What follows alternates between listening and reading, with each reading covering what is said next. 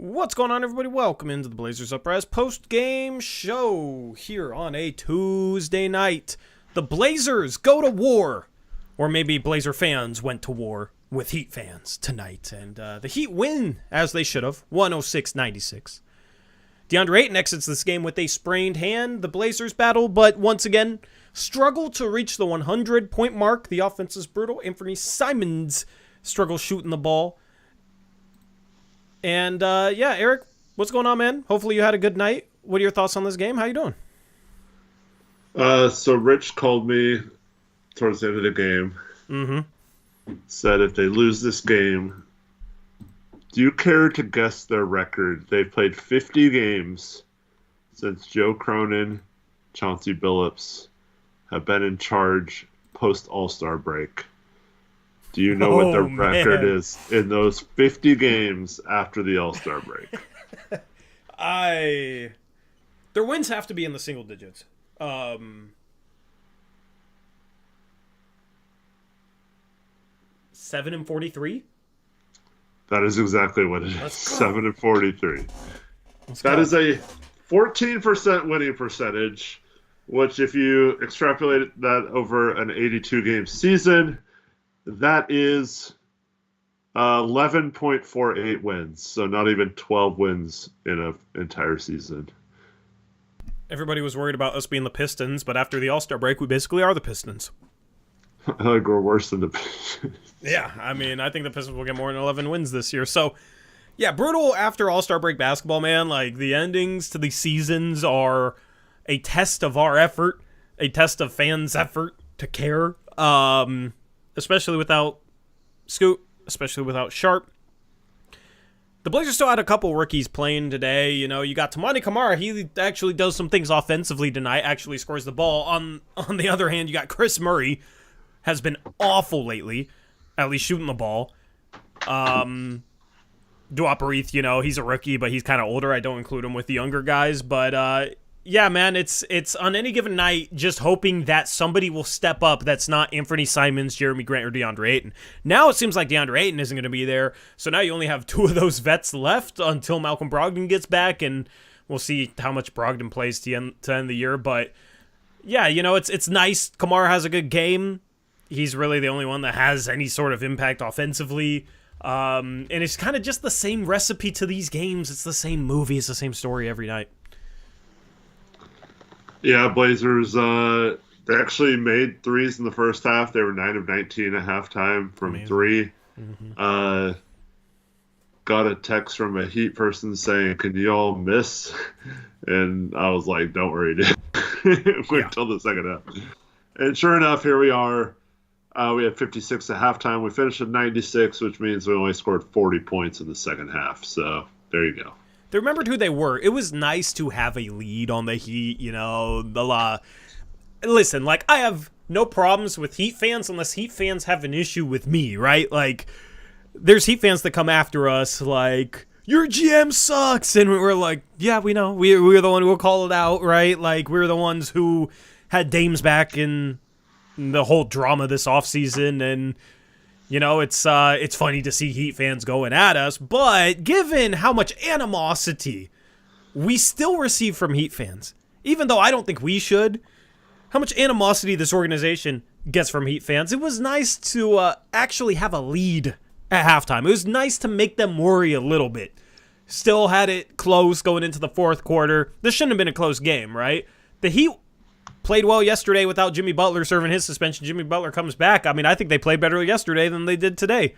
Butler 7 for 12, 22 points, 9 assists, 4 rebounds, 4 steals. He did his part, but the Dame package, right? Jovic and Hawkes. Jovic, 8 points, 2 rebounds, no assists, 3 for 5 from the field, 2 for 4 from 3. Like, that's an okay game in 15 minutes, right? Like, that's an efficient game. He didn't play much. Jaime Hawkes is hitting the rookie wall. What's funny is he was a plus 10, which was the highest on his team, but not the highest in this game.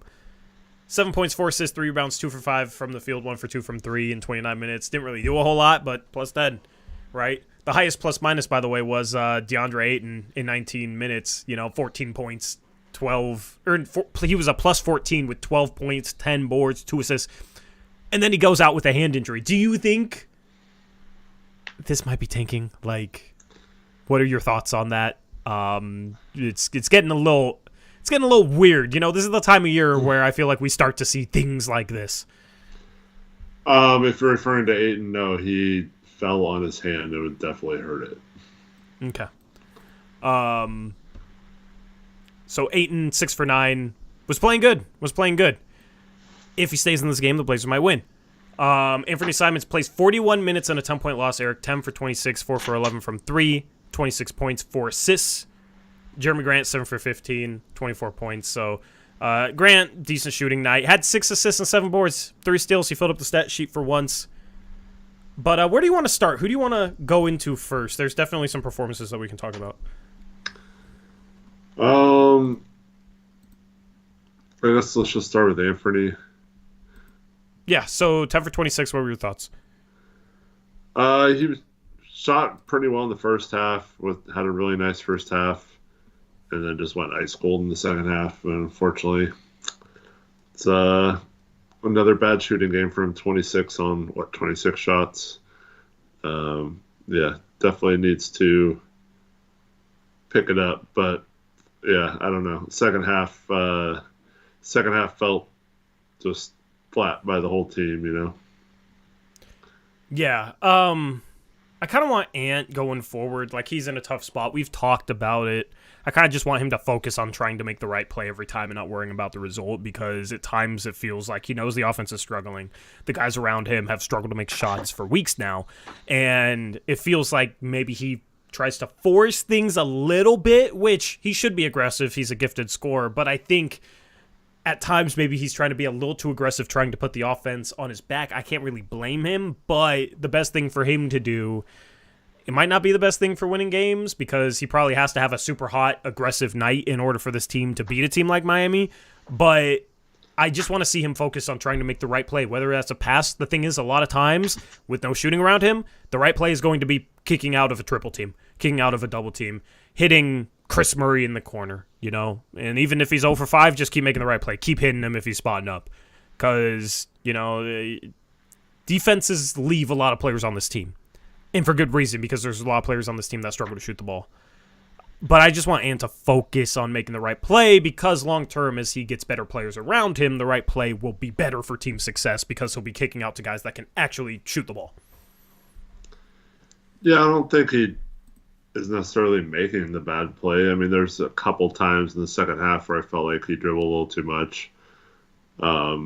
And 2 of his turnovers were pretty bad, I think. But I don't know. I mean, you're talking about like maybe 4 plays in the whole game when he's got the ball almost every play. So I don't think it's like horribly like he's making bad plays or anything like that. Yeah. Yep. Just myself. Go ahead. Well, I'd be more concerned, like, so he has 4 turnovers, right? Yeah. And it's not good. It's not my point. But you look at the other starters, and you see Tamani and Chris both with 3, and they're like super low usage guys. They're just getting those kickouts and stuff for the most part. So I'd be much more concerned for players like that almost having the same number of turnovers as Anfernee in this game, when they're not really needing to handle the ball that much, or like having the usage enough to warrant getting 3 turnovers in a game if you're like a role player. Yeah. No, for sure. I mean, the whole starting lineup, everybody had 3 assists except for 8, or 3 turnovers. Everybody had 3 turnovers except for Ayton, but Ayton exits the game halfway through. He had 2, right? Yeah. So the starting lineup turning over the ball a little too much as a team, 17 turnovers. I mean, that's what the Heat will do to you. They play physical defense. They get up in you. Like, they'll force some turnovers. But you would expect it to be the guys that are in charge of handling the ball, making the right pass, collapsing the defense, and trying to kick out from it, right? So that is definitely something to criticize Chris Murray for. He had 3 turnovers. Tamani Kamara 4. He had 3 turnovers. Jeremy Grant. But Jeremy Grant had 6 assists. You know, he's kind of the other guy that's in charge of running this offense. So you can kind of live with his. You know, you just hope that you're trying to make the right play. And at this point, like, in a losing season, I analyze that a little bit differently.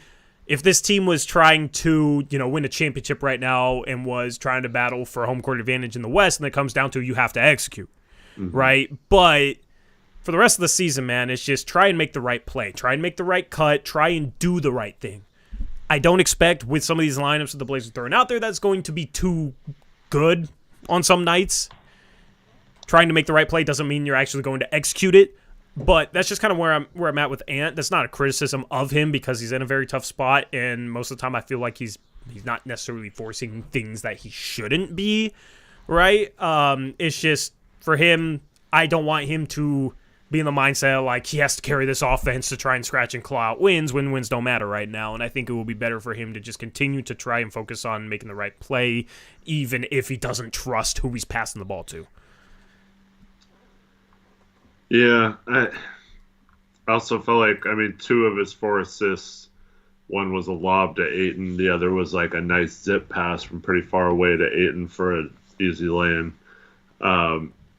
So that's, he's able to find Ayton and get his assist that way, but how else is he getting his assist? There's no cutting, there's no design plays to get people moving around. It's all just him creating and kicking out, and for the most part, I know in the first half of this game we hit some threes that we hadn't been hitting in a while, but the second half we went ice cold from 3 again. Yeah. And so it's hard to generate a lot of assist numbers if that's what's happening. Oh, 100%. And that's why you can't base his playmaking or necessarily even his decision-making just by looking at assists, because if he's kicking out to Chris Murray right now, Eric, he ain't getting any assists. He's not getting any assists. Chris Murray, last 3 games, 0 for 13 from 3. Brutal. 0 for 6 tonight. Did not score in 30 minutes as a starter.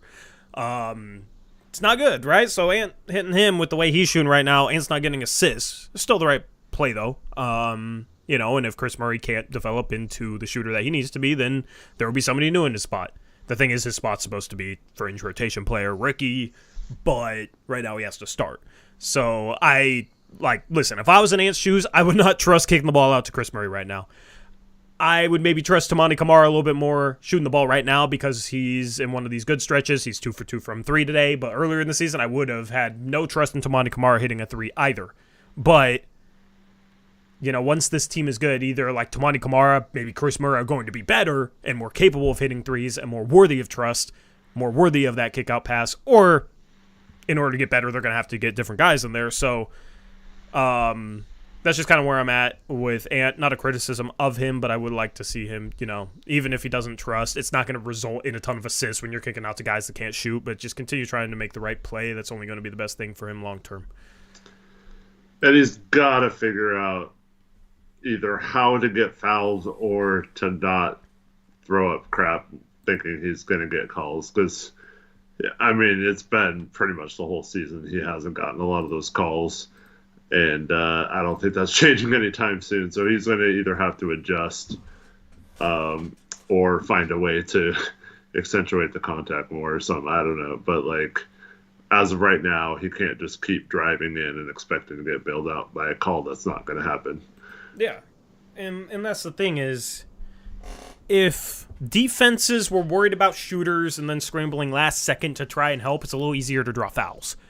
But when you can kind of just set your help in a way where you're not respecting a shooter and you're closer to the paint and you can get to your help side rotations earlier and you're not worried about who the ball gets kicked out to, it's a lot harder for that guy driving to draw foul. It's a lot easier for the defender to be solid. So, 2 free throw attempts today. Ant has gotten better in terms of getting to the line pretty much every year of his career, at least the last 3. So he's made good progress there. It's just tough in a situation like this to try and hunt them. It's tough when teams can pack the paint prematurely and just load up on your drives because they can just wall you off. So I definitely agree with that. Anything else you want to say on Ant? Because we gotta get Chris Murray out of the way. Yeah, let's move on. Yeah. Eric, how do you feel about Chris Murray? I was very down on the pick at the time. Okay? Very, very down on the pick at the time. I mean, we both were. We both were. I hated it, right? What are your thoughts of him right now? Like, do you still have hope in him? I know he's a rookie, but he's 23 years old. And he's not close to NBA ready. I mean, I've never really thought this was a good fit for him in terms of what we need or whatever. It's just, yeah.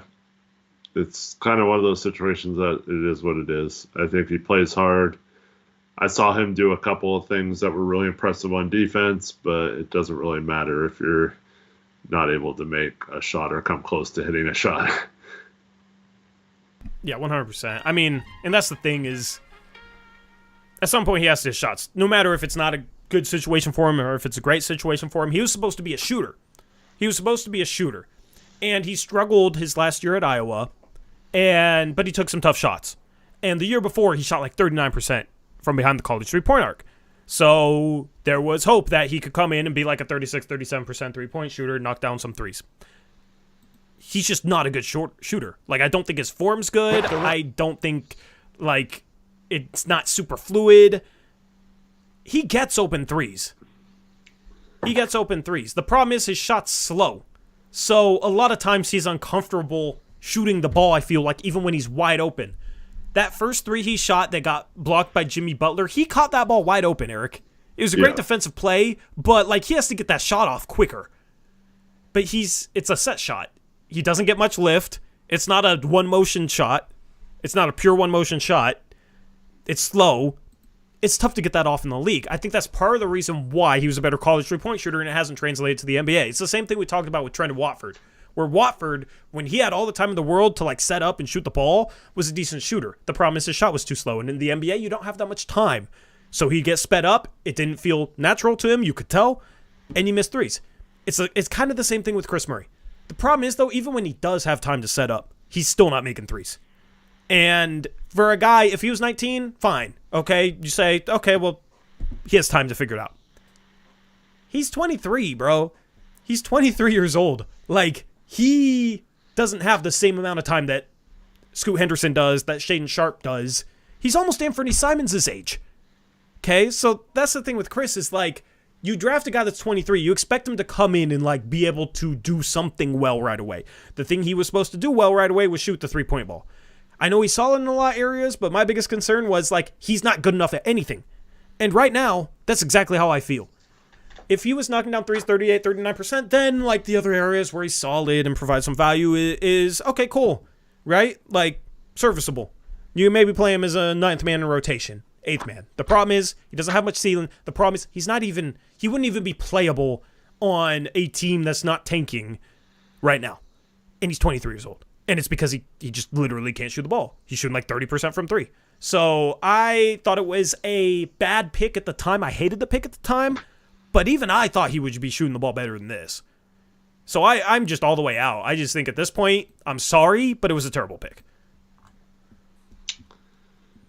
Yeah, unfortunately, can't really disagree with you. I want to like Chris. Seems like a good kid. And like I said, he does a lot of little things that aren't really, they're like instinct type things that are really good to have, but that can't be all you have, you know? Yeah. I wonder, he was really good in college, so this probably isn't the case, but if Keegan Murray wasn't a thing, would he have gone in the first round? Do you think maybe the Blazers were swayed a little bit by Keegan Murray's rookie season, given that they're identical twins and kind of had similar final seasons at Iowa? Oh, sure. I bet that had a little bit to do with it. Yeah. Because sorry. I mean, you were big on like his lack of athleticism and stuff, right? Yeah. So, like, I think his brother showing that he can be fine with similar question marks. I think he'd still be a fringe first-round pick without his brother, but I definitely think that made people think that it would maybe translate better than it has so far. Yeah. And I mean, that was kind of my problem with Chris Murray is people were like, well, he can be 80% of Keegan, and then that's a good pick. He's not Keegan. I know they have the same genetics, but he's not Keegan. Okay? I don't like basing a pick off of somebody's sibling doing well. And if that went into the calculus at all for the Portland front office, I'm worried, man, because this team is going to have to draft well. And they said, and maybe this is just GM speak, but they said they had Chris Murray as a lottery talent. How? How's he a lot in a good draft? Even this year, he would not be a lottery talent. Last year, in a much better draft, a much deeper draft, a lottery talent? No way. And every front office has his misses, okay? So, like, I get it. I'm not going to crucify Mike Schmitz or Joe Cronin for the Chris Murray pick. I think it was a bad pick. I think it was a mistake. But I don't know. You can't make that mistake again with the Warriors pick, right? Like, you can't keep making the same mistake. So, if it's just one mistake, fine. But they have to draft well. Hopefully, this was just an outlier. Because I just don't understand what they saw in him. I don't get it. Yeah, I think sometimes you can be swayed by just a player being like a nice person, and like you look at him and you think overall he's got skills, and I think sometimes you look at a forward that can dribble and hopefully shoot and play defense and stuff. I think they just thought maybe he would turn into something he isn't. I don't know. Yeah. I'd rather draft somebody who is something, though.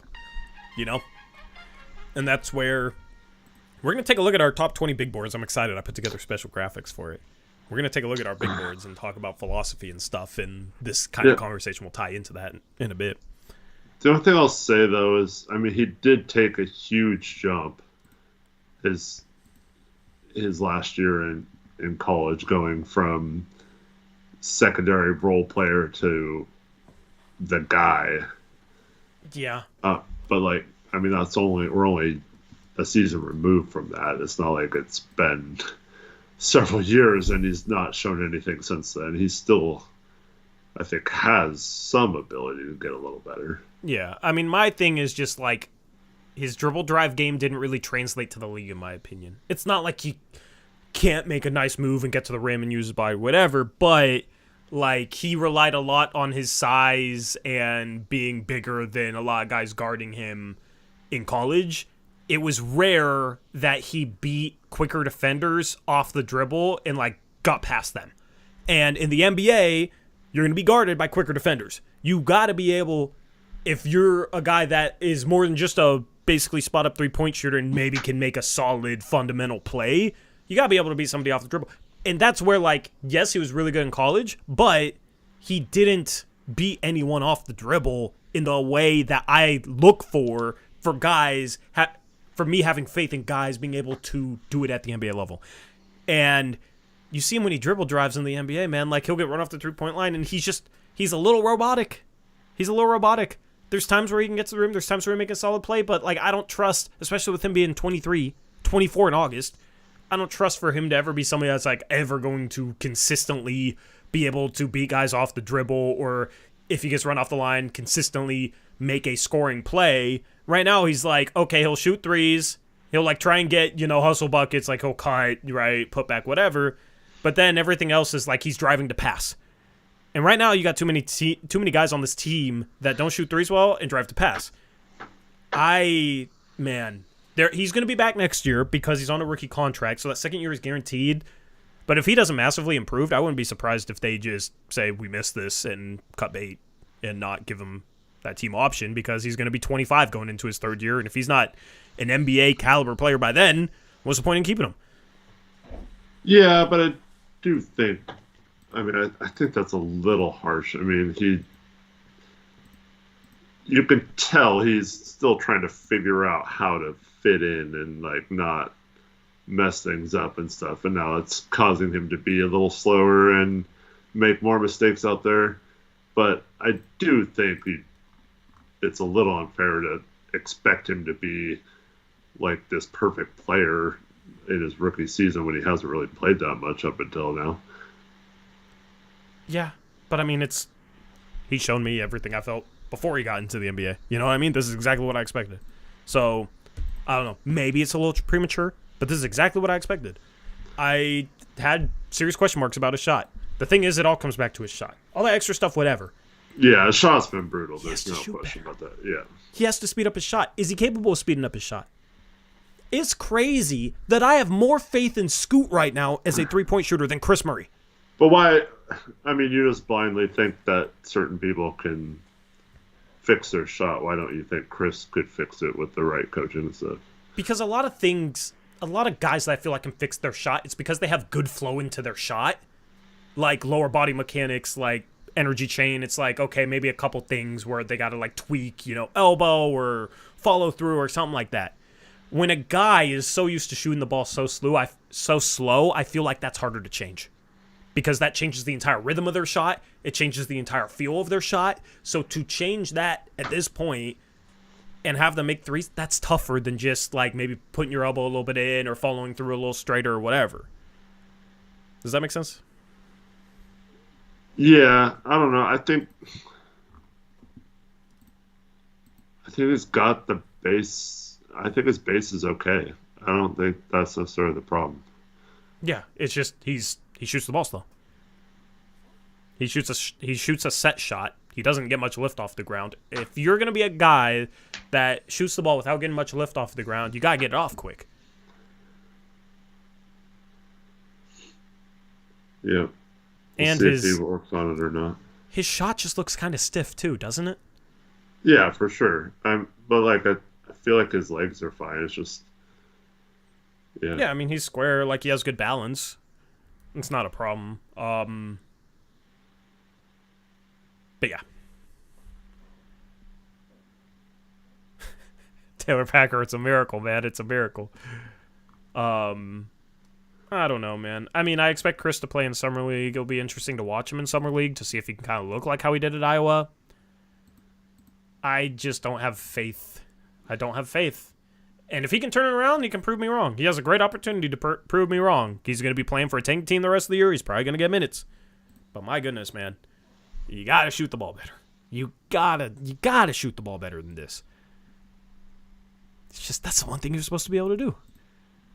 In his last, what was he? Let me see. Last 3 games, 0 for 13. He had a stretch against Detroit, against New Orleans. He went 2 for 2 against Detroit, 1 for 1 against New Orleans.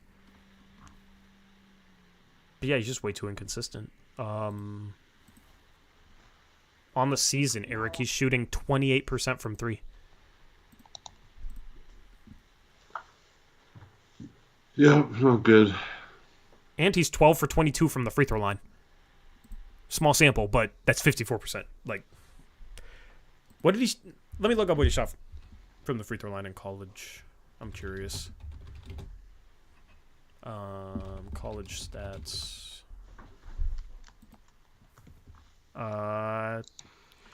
He shot 69.9% from the free throw line over his 3 years at Iowa. His junior season, final season at Iowa, he shot 73%. I don't know. We'll see. We'll get to watch him more. Hopefully he starts making some shots. Who do you want to touch upon next? I'll give you the floor. Well, let's talk about on DeAndre Ayton, because Alex Coffer keeps putting the same thing in the chat, and okay. I think we need to address it. We'll talk about him. Let me take a couple donations first, actually. Hyper Prime, $2 donation. What's up, Hyper? Said, why are we running Chris as a guard when his bro is a power forward? Yeah, Chris should be playing the 4. The starting lineup's interesting. Like, who even... They designate him as the shooting guard, but I don't think anybody's the shooting guard. You just literally don't have a shooting guard. I don't know. It's very strange to start him and Tamati and Jeremy and Ayton. Well, doesn't look like Ayton's going to be starting next game. Yeah, true. So we'll see what they do then. But I think that's just like Chauncey wants switchable lineups because he loves to switch pick and rolls. The thing is you need guys that are actually switchable, guys that are like have more length and can defend the perimeter. He doesn't really have that. Jeremy Grant is supposed to be that, but he can't get through a screen to save his life.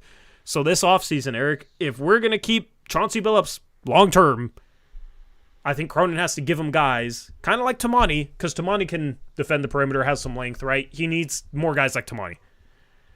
The problem is we're so built around small guards that it doesn't really make sense to rely as heavily as they do on switching. The mismatches are too significant. So I think that's why you've seen the defense be a little bit better when you have like Chris, Tamani, Jeremy, and Ayton starting, because they're not switching into massive mismatches. But offensively, you can't play Chris as a 2. You can't play Tamani as a 2. You can't play Jeremy as a 2. Like, none of those guys are 2. Jeremy should probably be playing the 4. Chris should be playing the 4. Tamani should be playing the 3 or the 4. So. Well, I mean, our starting lineup wasn't necessarily the problem for most of this game. Yeah, but I mean, it's been a problem for many games. You know what I mean? Like, they played well this game, but it's because they made threes. But this lineup doesn't consistently make threes, the starting lineup. Tamani hit both his threes. Jeremy, 3 for 5, 60% from 3. Like, that's why. That's why. So, the thing is with Chris and Tamani out there and Ayton, that's basically 3 non-shooters. Although Tamani's been shooting the ball better, but Tamani Kamara being the third best shooter in your lineup isn't necessarily the best thing. Yeah. So, shout out to Billups Burner, and then we'll talk about Ayton. $10 donation says, hey, y'all, big fans, sorry if it's a little off topic, but why does Miami fans hate us so much? Like, I know it's the Dame trade, but it can't be that ridiculous. It's really weird. I mean, Blazer fans were trash-talking Heat fans all offseason, so, not necessarily like our section, but I don't know. Blazer fans said the Heat package was trash, thought Hawkes was trash, Jovic was trash. If somebody was saying, Kamara's trash and, I don't know, Scoot's trash, how are you going to feel about it? You know what I mean? You're going to talk trash back. So that's where a lot of the animosity comes from, I feel like. I just think every fan base has their horrible fans and good fans. But I think both sides, Miami and Portland, had their horrible ones arguing and bickering all summer, and it was just stupid. Yeah. Go ahead. And then you have these people who tweet about how horrible Heat fans are, but then they're the first to tweet when they play bad or when we play good or something like that, or when Hawkes has a bad game or Jovic has a bad game. They're the first ones tweeting, and then they'll be like, Heat fans are so ridiculous. They're still whining about it. It's like, well, you keep bringing it up too. Tyler Hero, Crossio Logic says Tyler Hero's interview, ain't nobody want to be a Blazer. This hurt the Blazer fans. I mean, I don't think Blazer fans really cared about that because we didn't really want Tyler Hero. Yeah, I mean, that's why he said it. I mean, no Blazer fan wanted him to be traded here, so why wouldn't you say that? If I was an NBA player, Eric, and I didn't grow up a Blazer fan, I wouldn't want to be a Blazer. No. So I don't even hold that against them. I mean, outside of having to live in Portland versus some of the other cities, I feel like you're a young, rich athlete, but I don't know. Blazers branding is kind of cool, though. Yeah, it's just the state of the franchise, right? We lament the state of our franchise all the time. For those reasons, if I wasn't a Blazer fan, I wouldn't want to be a Blazer if I was in the NBA. Now, if I literally was in the NBA growing up a Blazer fan like I was, I would love to play for the Blazers. But that's just because I grew up here, right? If my family's home was somewhere else, I probably wouldn't be a Blazer fan. So that's the thing. I don't blame them. This organization is not in a great state. Not literally, okay? That's not a shot at Oregon. The state of the franchise is not great right now. Anyway, thank you for the donations. Ayton, Eric. Yeah. Go ahead, man. Well, Alex Coffer asks, what does Ayton need to do to earn the apology video post, Tori? What needs to be his season-ending average? How many games does he need to get 20-10 the rest of the season for you to apology make that for video? What? Apology for what, Eric? Apology for saying he was playing like trash when he was playing like trash? Why do I gotta apologize for telling you guys how he was actually playing? Okay, guess what? Since he started playing better, have I said he's playing like trash? No. I just call it like I see it. I tell you what's happening. So I don't owe him an apology. If anything, he owes himself an apology for not playing as well as he did. As he has been. Like, he should have played that way from the beginning of the season. Don't know why he didn't. His mindset, it seems like, has been better. He's been more aggressive. He's improved. I've given him credit for improving. But why would I apologize for saying he wasn't playing well when he wasn't playing well? That's just silly. I feel like I've been very fair to Ayton. And that's the thing is people be like, you just hate him. I've given him a lot of credit for playing better. A lot of credit for improving. He's played a lot more around the basket, which I think has helped his efficiency and his numbers look better.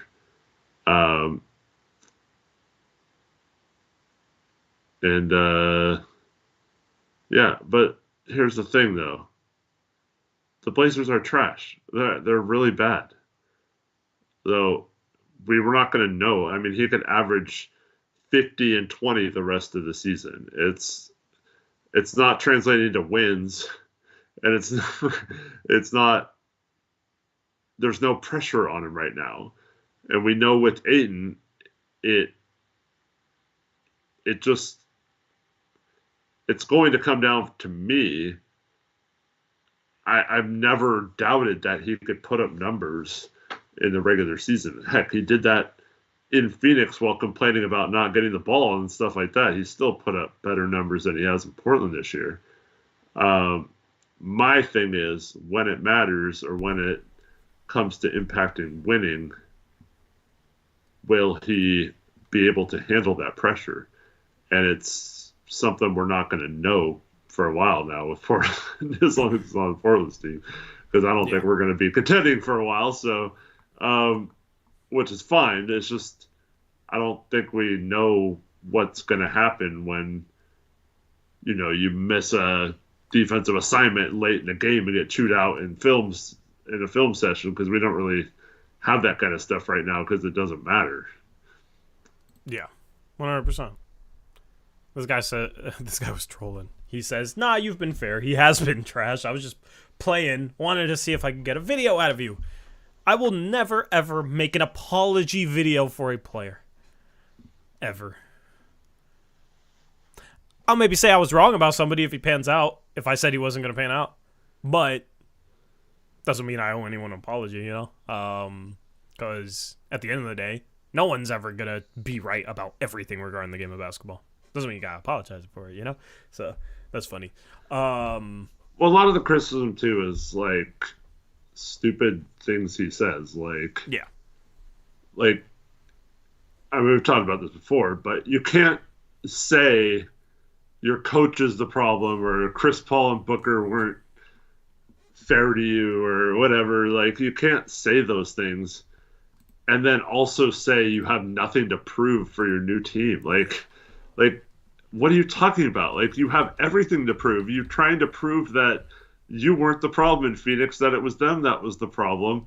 And for you to say you don't have anything to prove makes me feel like you don't get it mentally. Mm-hmm.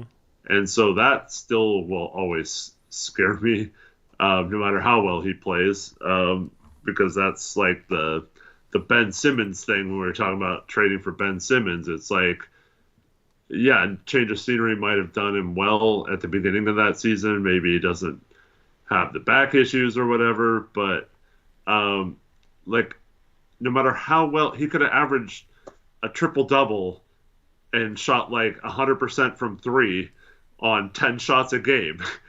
And I would still wonder if when it got to the playoffs, if he'd be scared to shoot a three or scared to shoot a lay-in. Yeah. Like that would always be in the back of my mind, no matter how well he played. So it's not. I just want. Hopefully, this version that we've seen of Ayton will be the version, if he's still on the team when we're contending, and I hope that happens relatively soon within the next 3 or 4 years.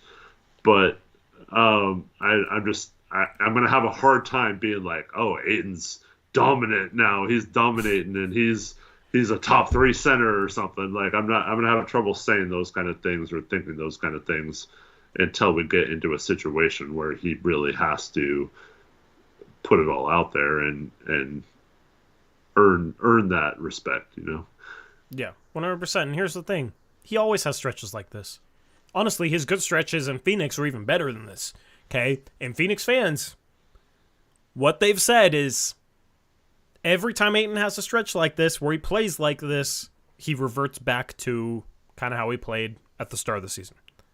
Okay? So I'll give him credit for improving. We'll see if he can maintain that improvement the rest of the year and into next year. But I am not counting on that because of his history, right? I feel like we're kind of at the point where Blizzard fans are like, okay, we figured out Ayton. This is who Ayton is now. Don't be shocked if he regresses a little bit, because that's what he has done. Now, I'm not going to, criticize him or even really talk about that a whole lot until it actually happens. I'm just going to give him credit for improving.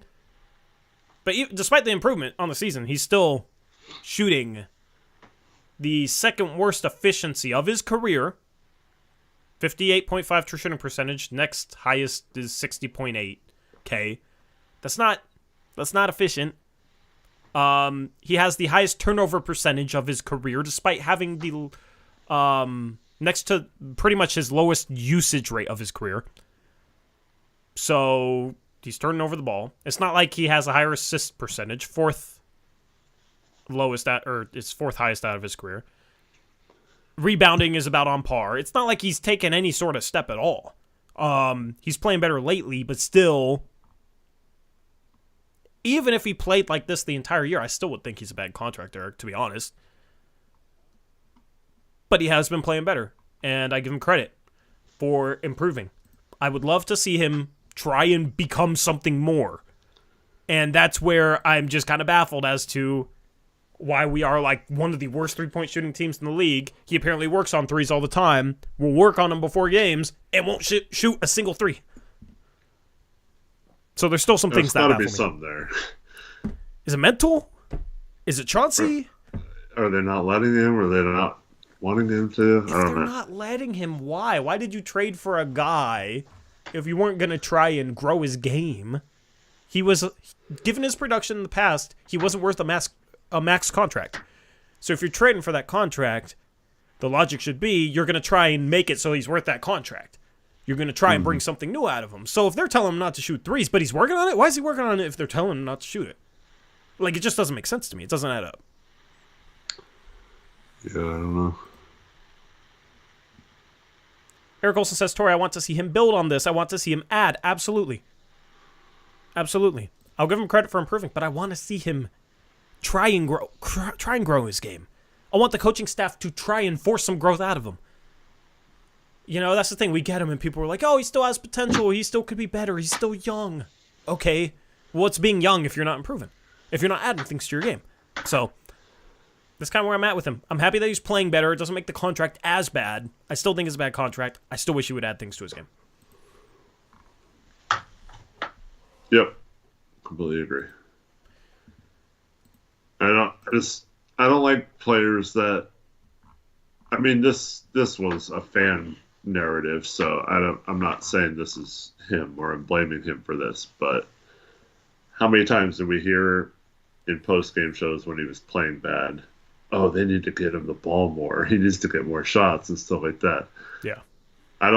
If that was the case on why he wasn't playing well earlier in the season, that just furthers my concerns, not helps him that he's playing well now, because like what happens in games where he can't get the ball much, or it doesn't, or what if we get some legit scoring options other than him next year or something, and or let's say Alex Sarr ends up being a better offensive player and gets more touches than him if we got him, or Cody Williams or whoever the heck the Blazers get. It just, I don't know. Nick Nevin says players aren't going to add things halfway through a season watching warm-ups not sure he's ready to shoot the three. That's not true at all. Shaedon Sharpe added multiple things to his game last season. Now, he was a rookie, but he added a pocket pass. The thing is, you can try to add things. Maybe it's not super successful, but like you can try and grow your game during the course of a season. It's an 82-game season. It's like a 6-month season. Why can't you try to add things to your game? Why can't he just try and shoot some threes? You know, nothing. I don't know what's stopping him. If he's not making threes, that's fine. You're only ever going to become a confident shooter if you shoot confidently. And he doesn't shoot at all. So that's where I'm baffled. He could have maybe shot threes at the beginning of the season. He shot 24 threes last year.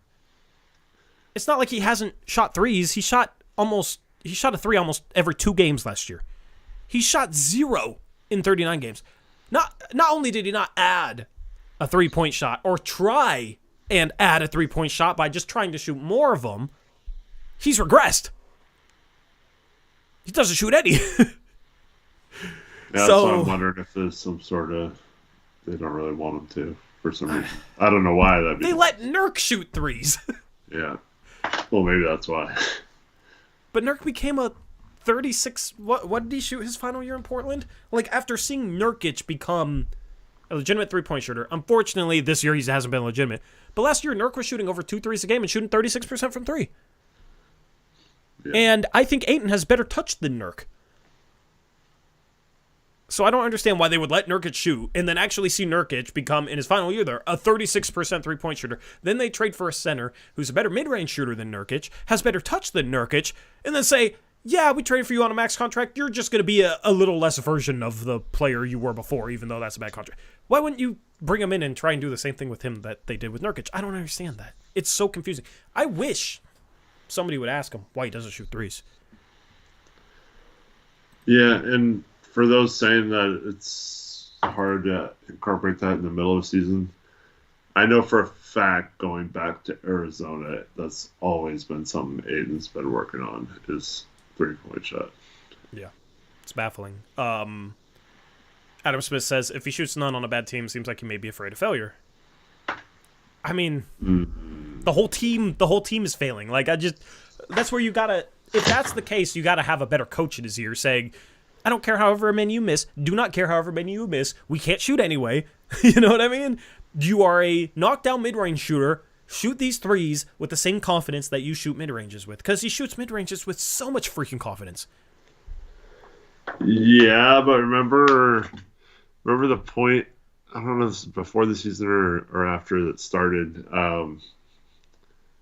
you were saying that you don't think he shoots from 0 to 3 feet unless he's wide open to help preserve percentages and stuff. I could definitely see. I mean, I'm not trying to speculate or anything, but if you told me that he just didn't want to mess up his field goal percentage or something by shooting a 3, I would not be surprised on that.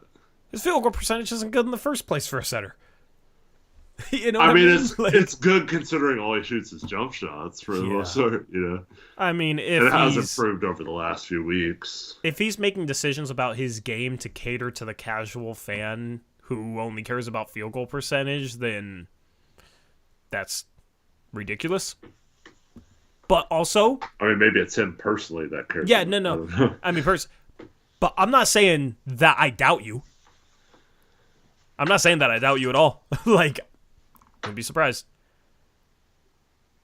So. Well, once again, I'm not saying that is necessarily the case. I'm just saying it wouldn't shock me if I did hear that. I'm with you. I am with you. What can we say about Jaime Jaquez Jr.? He's had a good rookie year. He's hit a little bit of a rookie wall. He'll be fine. He played well last night, actually. But... Yeah. He's solid. He's better than I thought he would be.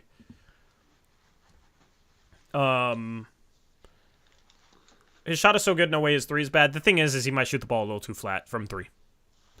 But that's where it's like he can shoot that way from mid-range. Just try and get a little bit more arc from 3, but he hasn't changed. He hasn't done that at all. Like, who's his shooting coach? Who's in his ear? It's just weird, man.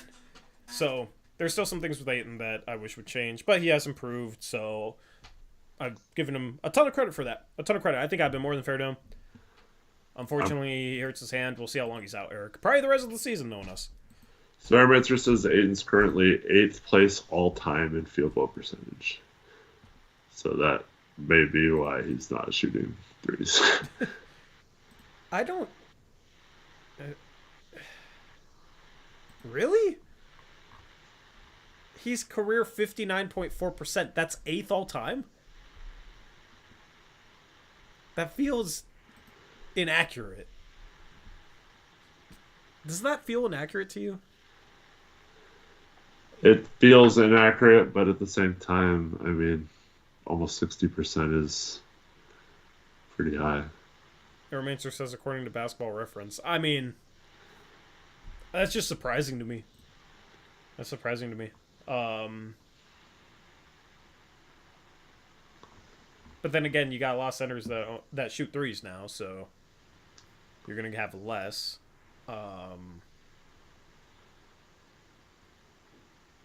That's crazy. Anyway, any other players you want to talk about from this game, Eric? I mean, Tamani had a pretty good game. I don't really think there's anyone else we need to mention. It's just nice to see Tamani playing better offensively. Getting some of the confidence he had back at the start of the year. I kind of said that sentence wrong. Oh, well. It's nice to see him get some of that confidence back at the start of the year. He's made a 3. He made a 3 in 5 games in a row. And I talked about it. He's been streaky in terms of, like, he'll have, like, 5 games in a row, he makes 3s. Or, like, 6 out of 7 games he'll make 3s. And then he had a stretch of almost, it was about half a month where he didn't make a single 3. It was, like, 1, 2, 3, 4, 5, 7 games in a row. Okay? He goes 1 for 3 against Philadelphia January 29th. Then next game, doesn't shoot a single 3 in 22 minutes. Then he goes 0 for 2. Okay? But since that 0 for 2, that was the second against Denver. After that game, 2 for 3 from 3, 1 for 1, 1 for 3, 2 for 2, 1 for 1, 0 for 1, 0 for 3. Right? Seems like maybe he's starting that little bit of a downtick and a slump, but then tonight, 2 for 2 from 3. It was good to see. Yeah. So in that stretch of games, he is 9 for 16 from 3. Yeah, it's just such a small sample size of Tamani. Yeah. Like 1 or 2 threes is swaying it heavily. But it's like good to see. You know what I mean? Yeah. It's good to see. Here's the thing. He doesn't have to be... He's not as reliant as Chris Murray in terms of becoming a good shooter.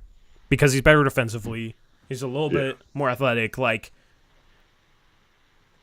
at this point, he's shooting a better three-point percentage than Chris Murray. At this point, I trust Kamara's shot to go in more than Chris Murray. The thing is, like, Kamara, I have more faith in him long-term as a shooter, Eric, because he has fluid mechanics.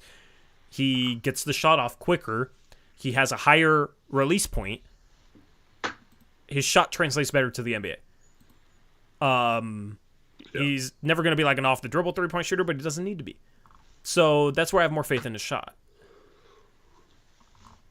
Yeah, I'd say that. Over Jabari, too. Thank God we got Tamani considering the Chris Murray pick. Because Kamara, man, I love him. I love how hard he plays. I love the way he defends. I think a couple seasons under his belt, he's going to be a key part of this team once it becomes good. Well, it'd be nice to see Repair playing so we could maybe say that about him as well. And compare those two. Yeah. Compare those two. Unfortunately, Repair just hasn't gotten much of a chance. I mean, but dude, I still love Repair. I got a really good feeling about Repair. Good vibes about Repair. Okay? I want to see him play. He should be our starting center next game. No, just kidding. That's a little much. But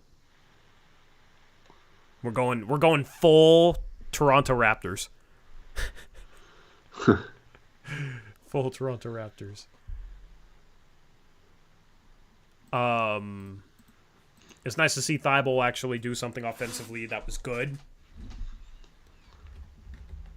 Because I kind of ranted a little bit about him last game. He's been brutal.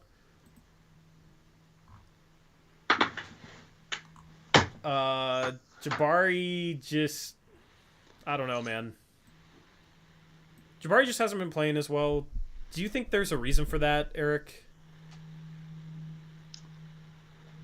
I mean, it was starting for a while and then got taken out of the starting lineup. But overall, I don't know. I think Jabari's one of those guys that's better suited to have like a smaller role on a good team than a bigger role on a bad team. And so, yeah. But like 2 rebounds in this game in 19 minutes is not Jabari-like. Not Jabari-like. Granted, we didn't give up many offensive boards, so he's the type of guy that will put a body on someone, let somebody else get the rebound. Yeah. But only 6 offensive rebounds for the Heat. But you're not going to get many offensive rebounds when you're shooting 54% from 3 and 53% from the field. Mm-hmm. So, anyway. You want to do Tankathon, and then we'll take a look at big boards. Yeah, let's do it. Okay, cool. Let's do this thing.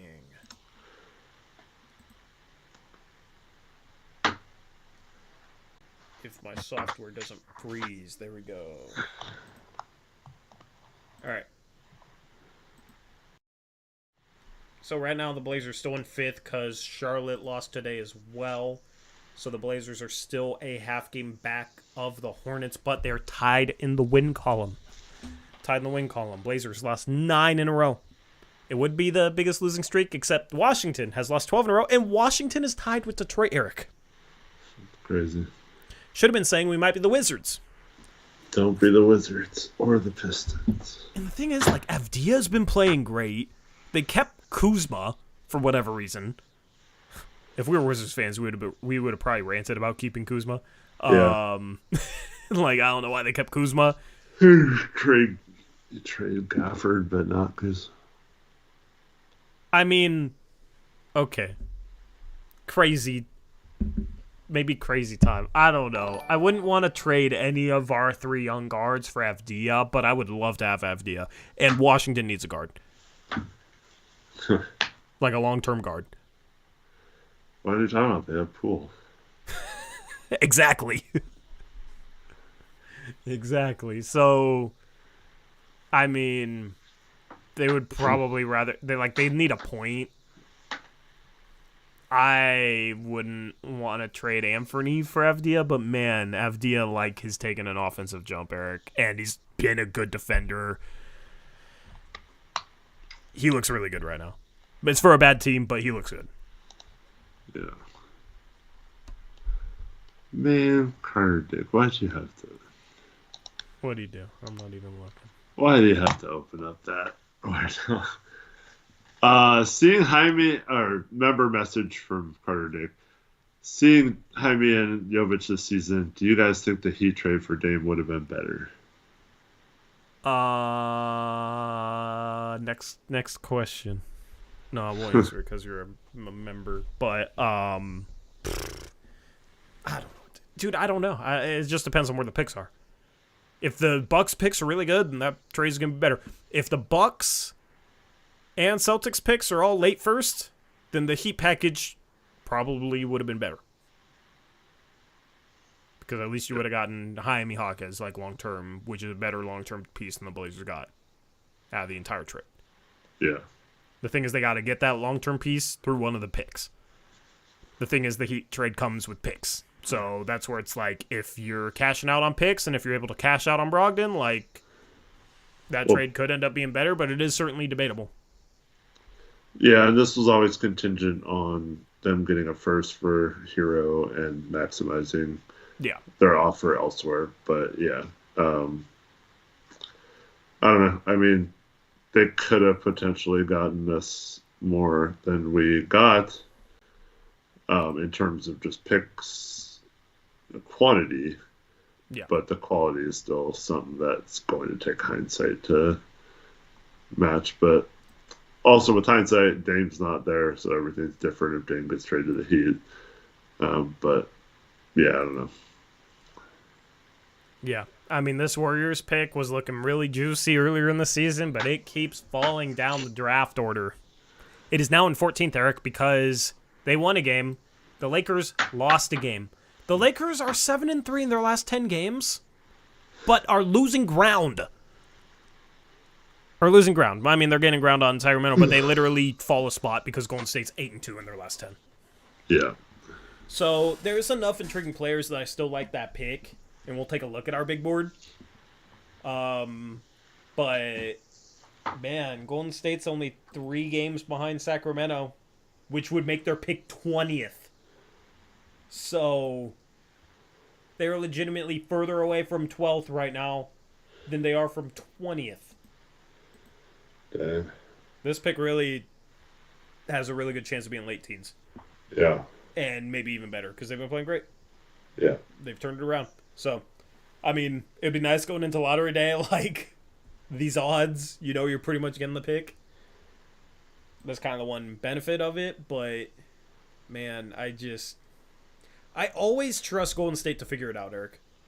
That's why it's like we've talked about if their pick's top 4, then we get it next year. It's only protected top 1. But I would trust for them to figure out a way to make that top 4 pick make them a good team next year. Yeah, for sure. They just feel inevitable. Yep. But let's run it. Run it. I got you. At 14 is the Blazers via Golden State. At 13 is the Lakers to New Orleans. At 12 is Chicago. At 11 is OKC via Utah. At 10 is Atlanta. So far it's chalk. At 9, it's OKC via Houston. At 8, it is Houston via Brooklyn. That means that... Who moved up? Who's 8th right now? Toronto?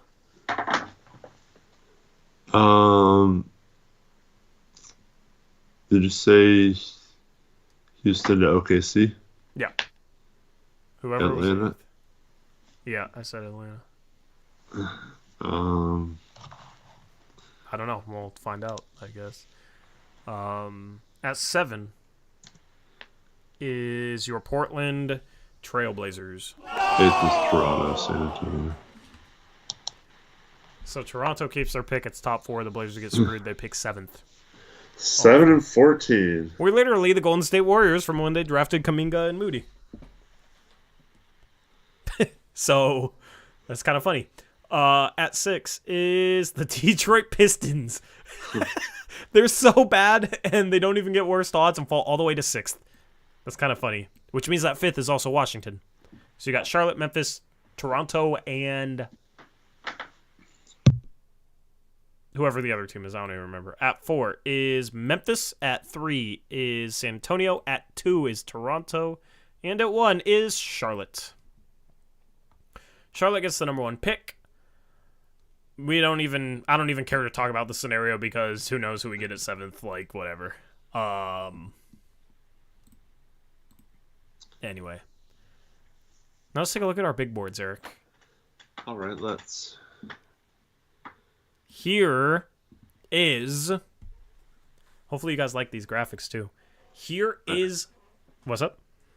I just want to preface this by saying this is still very fluid. Very. Very. Mine too. There's not much difference between a lot of these prospects. My opinions change on a daily basis. I watched a lot of footage on a bunch of guys last night. Eric, you've moved Chomchi up to 3. Yep.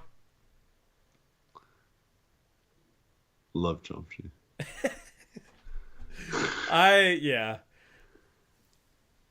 I respect your love for Chomchi. I watched some footage on him last night.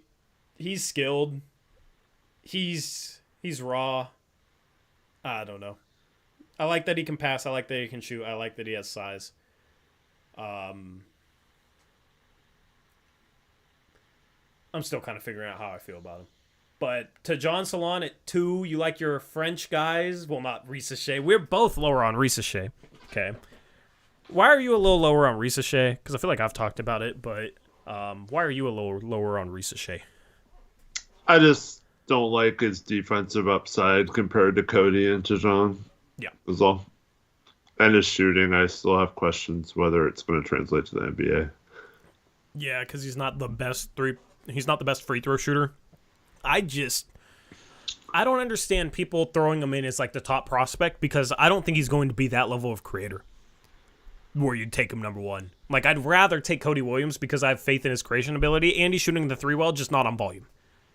So if you can continue to develop his three, I'd rather take a chance on somebody who's in like a solid three-point shooter that has a bunch of creation upside versus somebody who's an elite three-point shooter with limited creation upside. That's kind of been my MO for a while.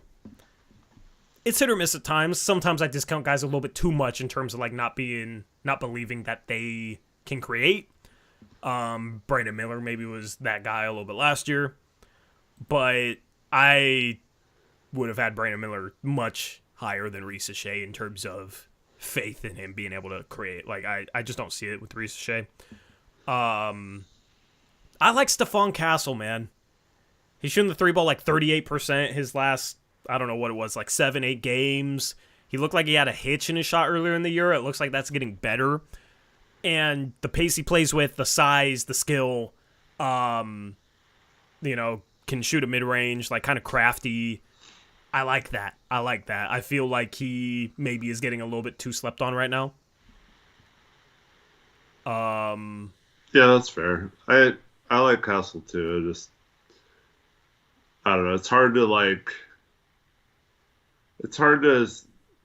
filter out Blazers needs with like my big board sometimes, and it's tough with like the guard wings that can't shoot. Yeah. It's hard to know where to put them. Yeah. I hope he continues to shoot the way he's been shooting lately, though, because then, I don't know, his jumper does look better, I think. John asked if this is a big board for the Blazers specifically or in general. I think both of us were in general, right? General, yeah. General. Yeah. So, I wouldn't take Isaiah Collier over Ricochet for the Blazers. I go back and forth on Ron Holland so much. Yeah. I just have trouble trusting Ignite guys. Yeah. Especially with the way that team's been this year. It's just such a mess. Like, no one stepped up and now he's out for the year. He just, who he kind of reminds me a little bit of? This isn't like a flawless comparison by any means, but he reminds me a little bit of Kuminga. Like, that's probably the closest comp in terms of G League Ignite guys, and Kuminga's been playing really well. Kuminga is the first guy to kind of take that step out of the G League Ignite. I think Kuminga's bigger, though. Yeah, Kuminga's a little bigger. Ron Holland's like 6'6". If you see him listed as 6'8", he's not 6'8". But I probably should have put him as a shooting guard, small forward instead of small forward, power forward. But his first step is great. He absorbs contact really well, finishes really well through contact. Kind of shifty, good athlete. Like, a lot of traits that I look for in terms of, can he become somebody that can put pressure on the rim, get downhill, make plays. So that's why I have him at 3, is because I think he has the most upside out of those wings left on the board. Yeah.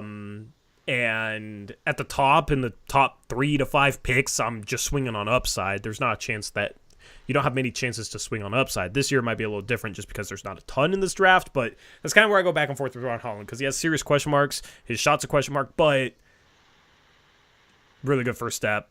He does have a lot of upside, I think, still. So that's why I have him at 3. But that's one of those guys where I might have him at 7 on draft night. Who knows?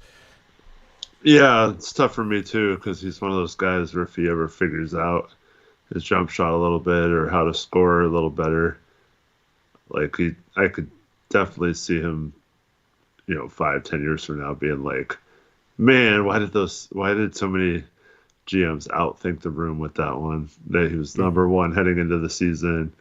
They should have all kept him there. Yeah, very possible. As far as our top 8, 6 of them are the same. in terms of like having them top 8. The only guys we disagree on are I got Stephon Castle top 8. I got Ron Holland top 8. You, for your credit, have Ron Holland at 9. But you have Chomchi, you have Salon. Yeah. So that's the disagreement in terms of the top 8. I have Topic at 9. You have Topic even lower. So we actually agree in terms of being lower than consensus on both Ricochet and Topic. I'll go into him. I don't trust his ability to shoot. I am wary of a guy who he's listed as like 6'6", 6'7", even in some places. I think he's more like 6'5", a 6'5" point guard where I have serious doubts about his shot. He's not like an elite separator. I think that's some serious red flags. Like, I think he might be a little bit Ricky Rubio-ish. Ricky Rubio was, of course, a top 5 pick. Probably should have been a top 5 pick. He was a role player. I have serious reservations about Topic. Yeah, I have trouble seeing him being a good defender in the NBA. I think his shot's okay. I think his creation is okay. It's just hard because he doesn't play in the greatest competition, so it's hard to like know if that's going to translate or not. Yeah, 100%. I do have Salon at 10. I think I'm just a little lower on my faith in his ability to become a creator. But he does have legitimate upside. There is a good chance that I put him 5 to 7 at the end of this. I just want to see a few more flashes of him being able to create, because that's what I feel like we're desperately looking for in this draft class. Is just like, is there a forward that can be a playmaker, ball handler, creator? Like that's just what I'm looking for. I like Salon as a prospect. Having him in 10 is not a knock on him. I'd rather have him for the Blazers than Topic.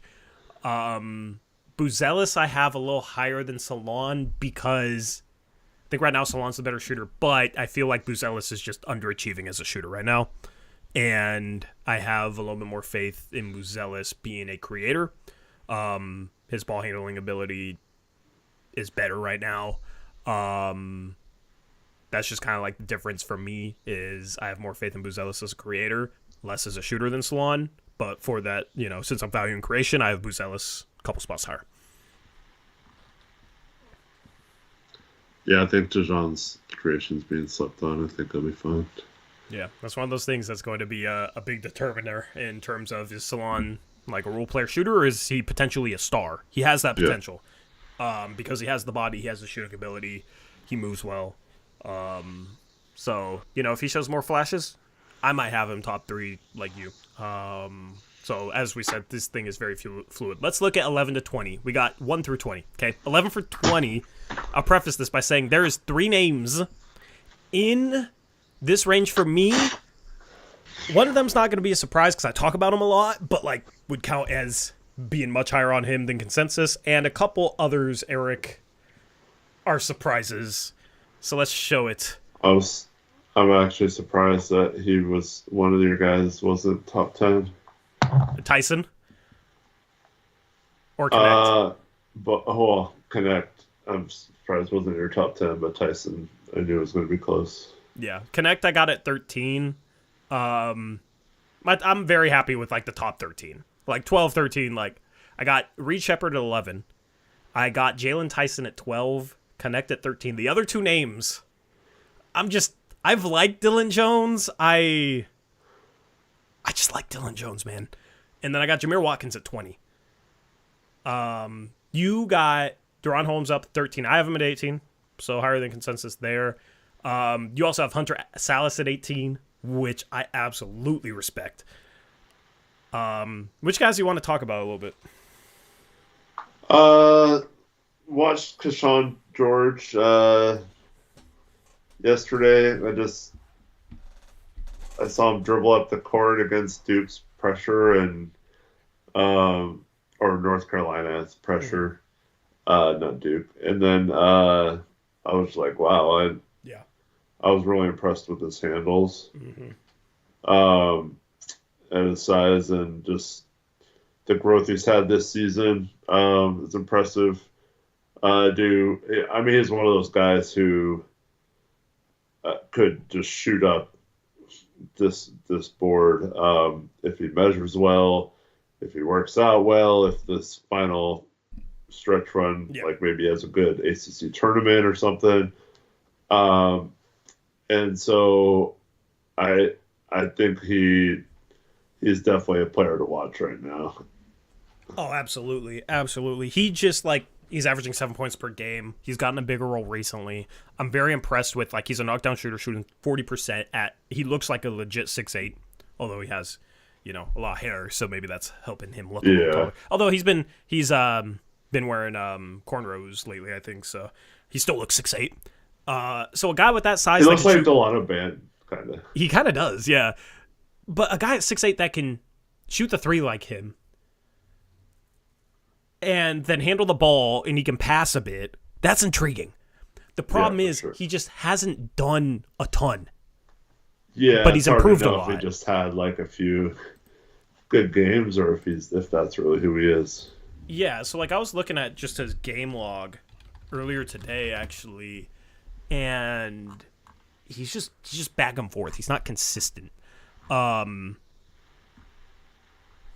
They changed Tankathon changed the mock draft. They had him at 34. Now they have him at 39.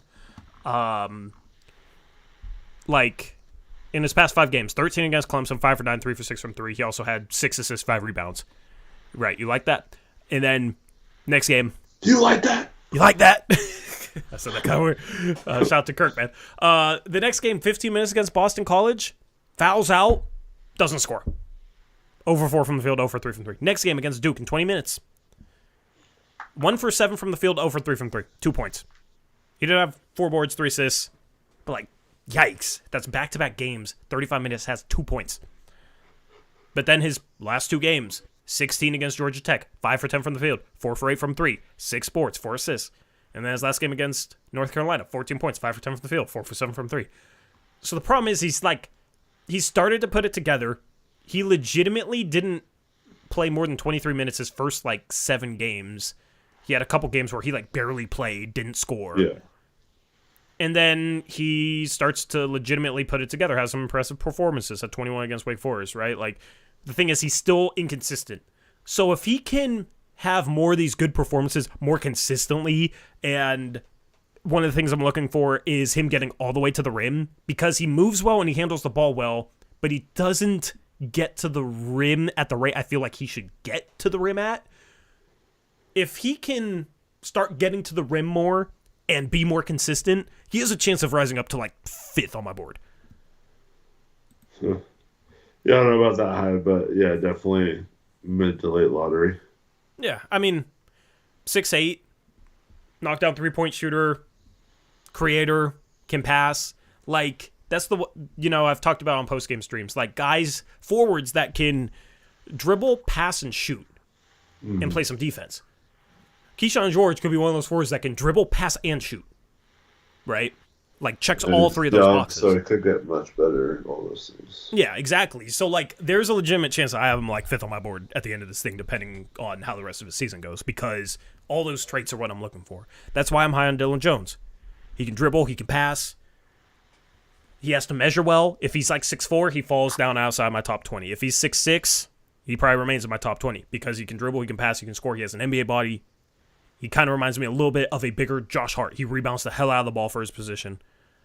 Plays hard. He's shooting 35% from 3, but the shot is a question mark, just like it is with Josh Hart. If Dylan Jones can knock down threes in the NBA, he's a really good player, in my opinion. So for those traits are why I'm high on him. Those traits are also why I'm high on Jameer Watkins, to a lesser extent. That's why I have Watkins at 20. Yeah. Do you think Jalen Tyson's in that mold too? Or? Oh, yeah, 100%. 100%. Tyson, he's not an elite 3-point shooter. I forget what he's shooting. I think he's right now 36, 37%, but he's good enough, and a lot of those threes are off the dribble. Yeah. Some of those are step backs, and then he reads the game quick. Some of his passes are really impressive to me. And he's kind of used as a point forward at Cal. Now, he's playing at Cal. I get it. But, man, he checks all those boxes for me, too. A guy that could potentially shoot. He could definitely handle. He can definitely pass. He's shooting 36% from 3, but 79% from the free throw line. He's averaging 20 points, 7 rebounds, 3.5 assists. And that's why I put him above Connect, because I love Connect's scoring potential, but I'm valuing being well-rounded in those 3 traits. Yeah. And I think that's why I'm so high on Tyson. And he moves like a guy who's going to be able to shake guys off the dribble in the league. Mm-hmm. And he reads things quick. Like, I think he'll be able to make legitimate NBA playmaking reads. So, that's why I love him. Yep. I wouldn't mind him, like, if that were his picks, 13, 14, 15, I wouldn't mind taking Jalen Tyson. Now, he's another guy that, like, he has to be big enough to play the 3. Because at the 3, he has intriguing traits. At the 2, it's not as intriguing. So I'm just looking at guys that can help. There's so many people like that in this draft. Jeez. Yeah. And I would love Jalen Tyson for the Blazers if he can be big enough to play the 3. Because I want guys that can play off scoop, play off sharp, but also like set up sharp, handle the ball, push the ball in transition, be able to run some pick and rolls. Like, that's the type of guy I feel like we need. Yep.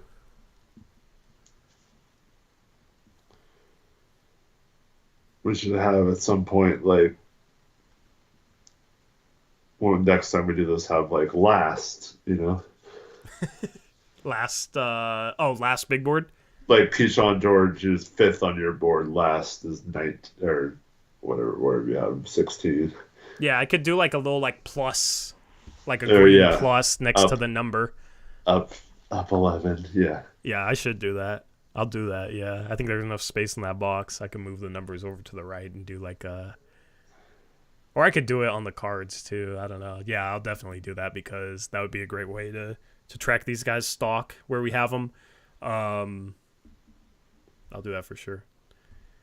Anyway, yeah, I'm very happy with these graphics. I spent like 2-3 hours building them today. Is there any other players you want to talk about? Eric Olsen says Kel'el Ware is too high in his opinion.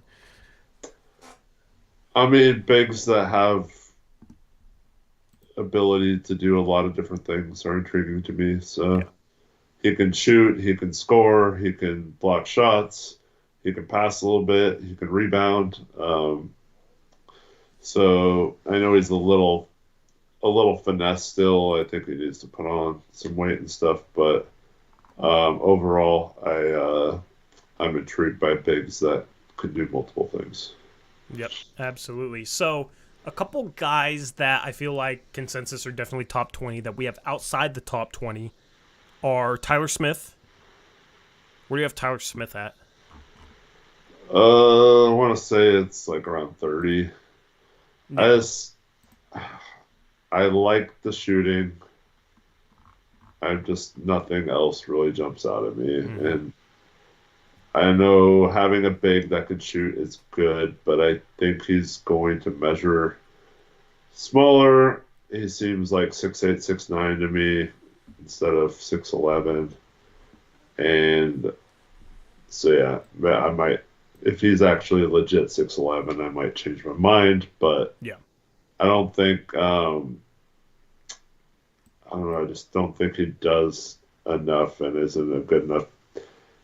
If he had some like rim protection skills, or like was a good off-ball help defender with that 3-point shooting, then all of a sudden you got something. But I just haven't seen enough from him defensively to feel good about him being anything other than a situational 3-point shooter.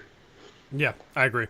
I think I have him 23rd, but yeah, I basically have all the same opinions on him. He just doesn't flash enough creation potential. Defensively seems like a guy who'll be okay, but not like game changing. And then measurements are huge for a ton of players in this draft, including him. Like I watched some Bobby Klintman the other day. I think I would maybe rather have Bobby Klintman. Yeah, Klintman's a tough one. I get frustrated watching him sometimes, but I need to try to find some full games. Yeah, he just. I forget what he's shooting, but he's not as good of a shooter as Tyler Smith, but I think he has more creation potential. Mm-hmm. And as I said, I'm going to weigh the creation potential ahead of the shooting, as long as, if Bobby Clement couldn't shoot at all, then I wouldn't have him higher than Tyler Smith. At some point, you got to be able to shoot. But everything equal, I'm valuing creation a little bit more than shooting ability. Bobby Clement at least will. He just looks like a better ball handler. Looks like a little more fluid of a ball handler. I don't really have a ton of faith in him being able to actually consistently handle the ball in the league, but at this point, it's kind of just a shot in the dark. Yeah. I have Chomsky at 24, right behind Tyler Smith. Two other guys that were lower on than consensus, Klingon. I have him at 22. I don't know how far you updated or how far down you updated your big board, Eric, but I have Klingon at 22. Yeah, I have him mid-20s, I think. I think at that stage it's good value. We talked about this last stream, but players who regress in college scare me, so I feel like he didn't get better from what he was projected to be last year. Yeah, agreed. And then Filipowski, I have at 26. Yeah, I have him around there too. I don't know. I mean, it's fine. I just don't think it's going to pop off the page at you in pros versus doing it against college kids. Yeah, 100%. Actually, I have Hunter Salas. On my big board, I have Hunter Salas at 48, but I'm definitely have him in the 20s.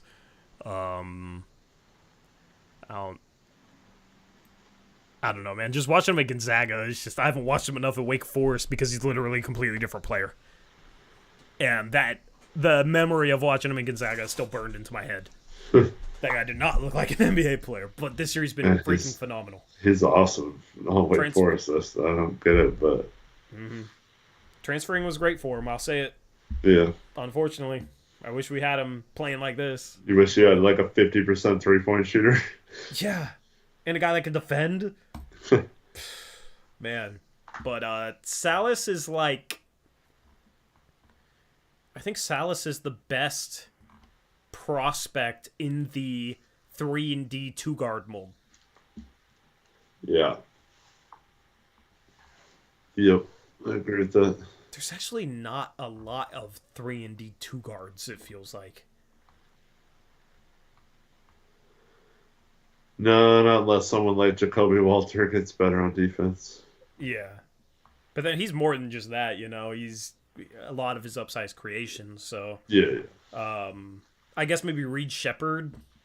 Okay, Reed Shepherd's the best, actually. But he can handle pass better than Salas. But yeah, Reed Shepherd is the one guy in that mold that is definitely better. He's a phenomenal shooter. I like Salas, man. Filipowski, I just don't trust his offense to translate to the league, and I think he's going to be stuck without a...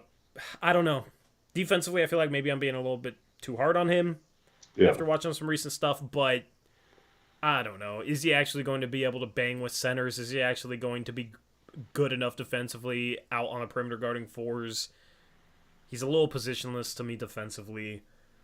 His off-the-dribble game, he can handle the ball for his size, and that makes him a great college player, but I don't trust for him to consistently be able to beat guys off the dribble in the league, especially if he's playing the 4. Yeah. I don't know. And then his shot is just super streaky and inconsistent, and I don't know if I should have faith in that either. So there's just too many question marks for him. I need to watch more Devin Carter because I know a lot of people have him borderline top 20 now. And he's apparently been playing great. That's actually who Tankathon has us drafting at 34 now. Yeah, he's averaging 19 points per game, 8 boards, and 3.5 assists as a 6'3" point guard. Have you watched a lot of him, Eric? He's shooting almost 40% from 3, too. No, I just need to do some more research on him. Yeah. He just had 31 against DePaul, 10 for 14, 7 for 10 from 3, with 13 boards as a point guard. Apparently he's a really good defensive player too. I've watched a few Providence games that he's played in, just, and he's been a good player, just haven't really focused a ton on him. He's a guy that could sneak into the lottery. Yeah, maybe. He's gonna get so much. Yeah, I don't know. I feel like we could see a team take him in the lottery. He's just the type of prospect that I feel like a team falls in love with higher than we expect. Yeah. But I gotta watch more of him. I'm gonna make Tommy happy and say AJ Mitchell is becoming one of those guys for me. Really? Just like the way he plays. Mm-hmm. But the problem, I think he's almost 24 or something. I'll check his age. I want to say he's pretty old. I might be wrong on that, but he's shifty, man. He moves well. I like those guys that are shifty, that can be creative with their dribble. If he was a little bigger, he'd kind of remind me of. I don't think he's this good, but J-Dub. Yeah. Eric, on draft night, he's going to be 21.99 years of age. Oh, that's not as bad as I thought. 22. Yeah. So maybe he gets into your top 20 then? Maybe. I don't know if it's going to be that high, but...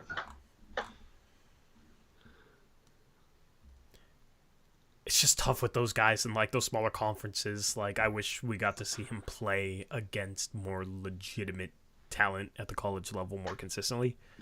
What's their record? Are they going to make the turn? He's from Belgium. UC Santa Barbara. Oh, they're bad. Are they? Maybe he can send them on a tournament run and I think the Big Sky. Aren't they in the Big West? The Big West, yeah. Yeah. He's nice. He and my lotto. Yeah, Can he do anything well at the NBA level other than score the ball a little bit, though? That's my question. I mean, he's averaging 4 assists per game. I don't think his teammates are great. Yeah, his teammates aren't great. He's a hard guy for me to analyze. I've watched some tape on him. I like the way he moves. I like that he's creative. I like that he's shifty. He seems like a guy that's going to be able to score. It's just, is he going to be able to score well enough where... Yeah. I don't know, you ignore some of his flaws. Measurements might be important there, too. Yeah. A lot of people. Yeah.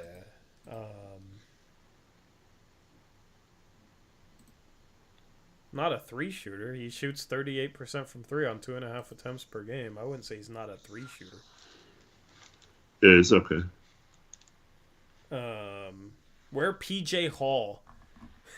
PJ Hall, man, just looks like a Chad, Eric. I don't have him top 30. His 3-point percentage has fallen off a cliff. Yeah, I'm fridge 60th. Yeah, he's a tweener defensively, and he doesn't really pass the ball.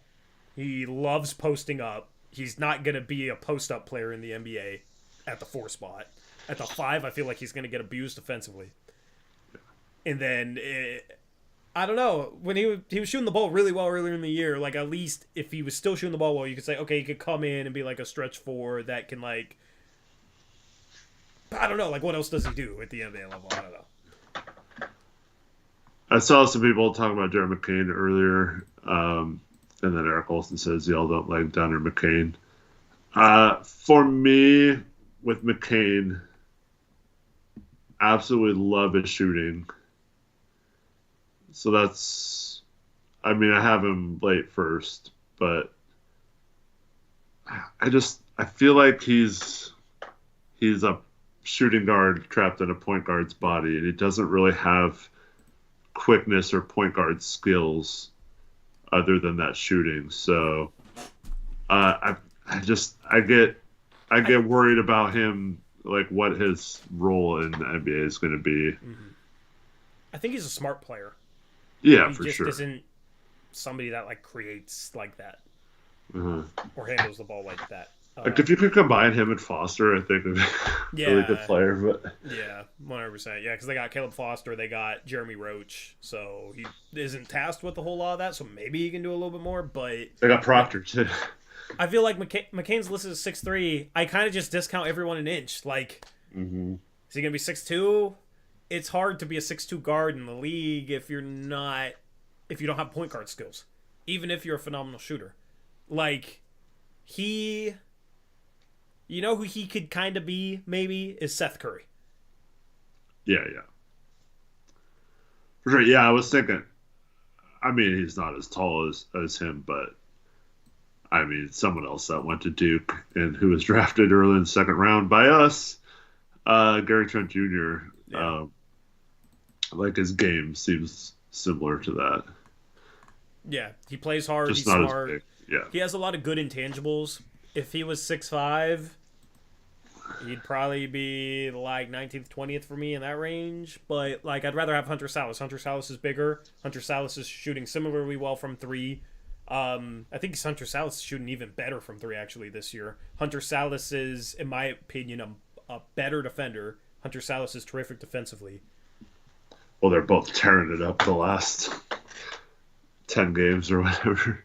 Yeah. I just think at the NBA level, bigger body, like Salas moves really well laterally. I'd rather have Salas than McCain. I mean, if McCain does measure like 6'4", it changes a little bit, I guess. But A little bit, but I still rather have Salas. yeah, McCain will probably be around 30 for me. yeah, I gotta find some new second round guys to fall in love with because Jalen Tyson I think is going first round. yeah. Dylan Jones I think is gonna end up going in the 20s. And then Jameer Watkins maybe is my guy in the second round then because I don't know how high he is on boards, but Yeah. I like him. And then if Carrington is, a mid-second round guy, like I think that's phenomenal value. Yeah, for sure. For the upside that I think he has, if he's picked in the 40s, is he might not pan out. He might, Sharif Cooper doesn't play anything like him, but, Sharif Cooper was flashy, had upside hypothetically, and didn't pan out, right? Like, there's always these guys that you could see becoming star caliber players, and they're just not good enough. But Yeah. just the way, it's another movement pattern guy, Eric. Like, the way he moves off the dribble, some of the shots that he's capable of taking and making, he's not efficient, but he's capable. Yeah. As a scorer is kind of how I'd describe him. And his efficiency is why he's not a first-round pick. If he was shooting, 37% from three and 49% from the field, I think he'd be a borderline lottery pick. The problem is he's shooting 39% from the field, 28% from three. It's just not good. But in the second round, if you take a gamble on that upside any day if you need a guard, in my opinion. Absolutely. He's really struggled his last 4 games, though, unfortunately. But, he's playing at Pitt, and they're not that good.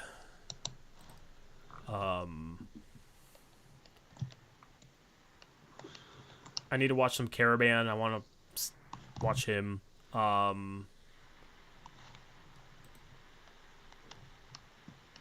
want to watch some. How do you say his name? Pacome Dadiet. I don't know how to say his name.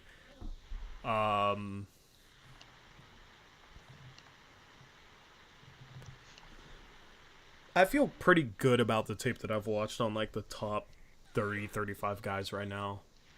Justin Edwards, just from watching Kentucky. I have him like borderline first round right now. Yeah, I have him just into the second round, but he's a guy who, when it comes to our picks, I wouldn't mind if we took him. Yeah. We need shooting. Also his teammate Abisic, I think if he's there at 34, 39 or whatever, Mm-hmm. I wouldn't mind a flyer on him either. As a Visic, you know what a Visic needs to do? Okay, Nikola Jokic would love to hear this because this is what he has said. Race horses? No, not racehorses. He needs to get a little chubbier. He needs to get a little fat on him. If he explain his weight or his slowness a little bit.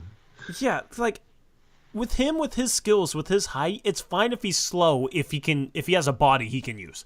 The problem is he doesn't have a body he can use. He's too skinny. He'll probably always be too skinny. Hopefully he's not another Poku, you know? That was the problem with Poku, is he's just too skinny. Yeah. Doesn't have a body he can use. He just got signed by Charlotte, by the way. That'll be interesting. But like a Visic, if he could just bulk up a ton and just use his body with his skill, with his height, with his passing, then you got a guy that, like, maybe in the wildest scenario is an all-star and is, like, probably never as good as Jokic, but, like, the next Jokic in a way. Yeah. Because he can freaking pass the ball in a way that is just, you don't normally see out of a dude that's 7'2", and he can shoot it. And he can dribble a little bit. Like, he has skills. It's going to be next to impossible to find another Jokic, you know what I mean? It's going to be next to impossible to find another Giannis. But Visic, it's just all in his body. He just doesn't have the body right now. I did watch back Giannis highlights from before he was drafted. I'm kind of mad that, like, Giannis didn't come along 10 years later, Eric, because I feel like I would have loved him. Yeah. Like, movement pattern, making reads, handling the ball at that size. Like, that's the type of prospect I would have loved. I don't see the same movement with him. I mean, Here's my thing with Chomsky, Eric. He can move. He doesn't look comfortable moving with a live dribble. Well, I mean, it was one game. No, I watched like every video I could find on him on the internet last night. I was like, I know, but it's all the same from the same group of games. But that's the thing where it's like. But he's like. Go ahead. He's like 6'11", though. Like, it's hard to find. He looks a little shorter than that to me. Yeah, maybe. Because who's he playing against? You know, is he playing against guys that are 6'2", or are they 6'4", or are they 6'5"? Like, I don't know. So that's where if he measures 6'11", like if he's like a legitimate 6'11", has the size to play center, then he rises up my board, for sure, 1,000%. If he's 6'9", where he's like a 4, that's where I have reservations. Fair. So that he's one of those guys. I mean, measurements are going to be bigger this year than any other year because you have a lot of questionable measurements, and this draft is so fluid and close that measurements will swing guys more than ever, I feel like. Mm-hmm. So. Yep. All right. Well, good talk. It's always fun. Yeah, I love talking about prospects, man, and I love talking about this year's draft, and I love that it's like we agree on a lot of prospects. But draft is always, it comes down to like me and you disagree about like a couple guys, and then it's always fun to debate. Yeah. It's always fun to debate. Just as long as we don't draft the next Chris Murray, okay? just draft Leonard Miller next time. Yeah. My goodness. Yeah, like what would be the equivalent of that this year? Like Filipowski. Like Filipowski over who's the guy both me and you are like higher on consensus? I'll go back to the big board.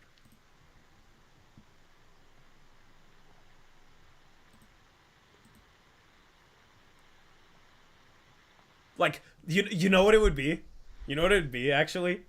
Like, we have the 13th pick, Salon is still on the board, and we draft Filipowski. Yeah, maybe. I want to see you rage, because I would rage too, but oh my goodness. Dude. Oh, man, that would be You guys are always negative on draft night. But, I mean, I feel like we evaluate prospects pretty damn good for some YouTubers, man. It's not like I've been proven wrong about Chris Murray and being down on that pick, so. We'll pass on Keyshawn for McCuller. Yeah. McCuller is kind of, the 23. He's like, what, 23? So same age.